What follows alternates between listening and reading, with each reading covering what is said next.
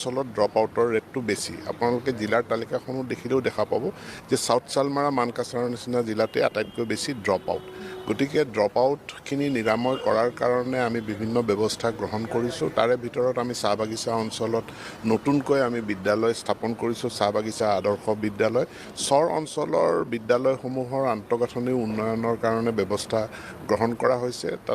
তাৰোপৰি আমাৰ যিসকল আউট অফ স্কুল চিলড্ৰেন আছে তেওঁলোককো ষ্ট্ৰীমলাইন কৰা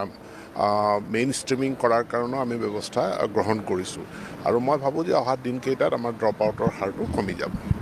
স্যাৰ যেহেতু আৰু পাছ ফেলৰ এটা নতুন নিয়ম ওলাইছে যেহেতু তেলেংগানাত আগৰ নিয়মকে বাহাল থাকিব আমাৰ অসমত কেনেকুৱা ধৰণৰ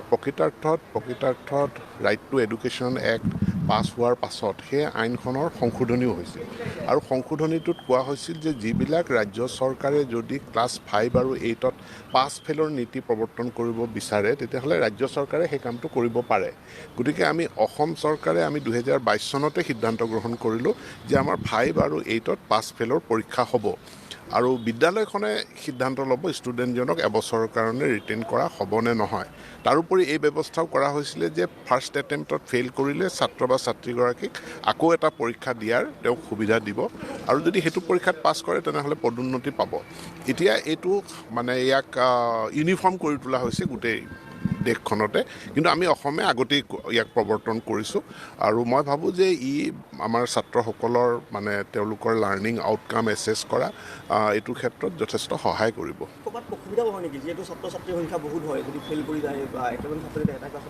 নিগেটিভ কথাটো কিয় চিন্তা কৰে ফেইল কৰিলে আমাৰ যদি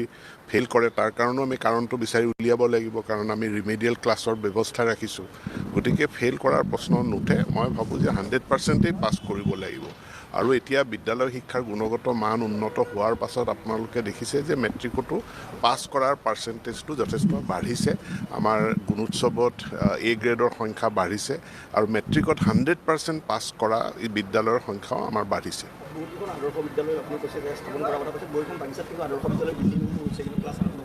নহয় আমাৰ অলৰেডি প্ৰথম ফেজত 116খন এই 116খনত আমাৰ আটাইকেইখন বিদ্যালয় চলি আছে আৰু দ্ৰুতগতিত তাত ছাত্ৰ ছাত্ৰীৰ সংখ্যা বৃদ্ধি পাইছে নতুনকৈ আৰু যি 100খন চলি আছে এইটো নিৰ্মাণ হৈ আছে আমি অহা বছৰৰ পৰা হয়তো তাতে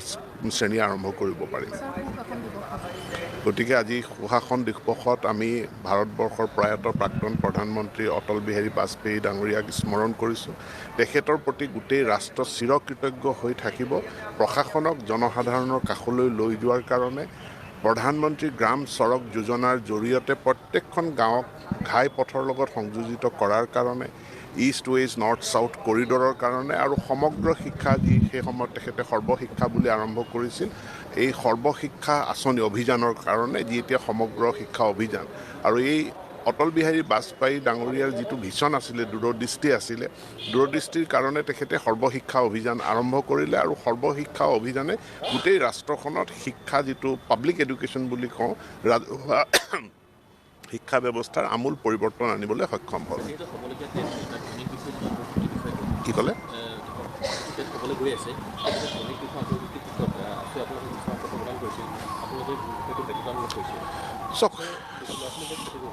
চাওক এইটো কোৱা হৈছে যে 10ম শ্ৰেণীৰ ষ্টেণ্ডাৰ্ডৰ প্ৰশ্ন 10ম শ্ৰেণীৰ ষ্টেণ্ডাৰ্ডৰ প্ৰশ্ন 15 নম্বৰৰ থাকিব ইয়াত তাৰ ভয় কৰিবলগীয়া সংখ্যা কৰিবলগীয়া কিটো আছে আৰু যদি কোনো শিক্ষকে ক্লাছ 10 ষ্টেণ্ডাৰ্ডৰ 15 নম্বৰ অংকৰ প্ৰশ্নকেইটা যদি ভয় খায় মই ভাবোঁ যে তেখেতে ছাত্ৰ ছাত্ৰীক কেনেকৈ শিক্ষাদান কৰিব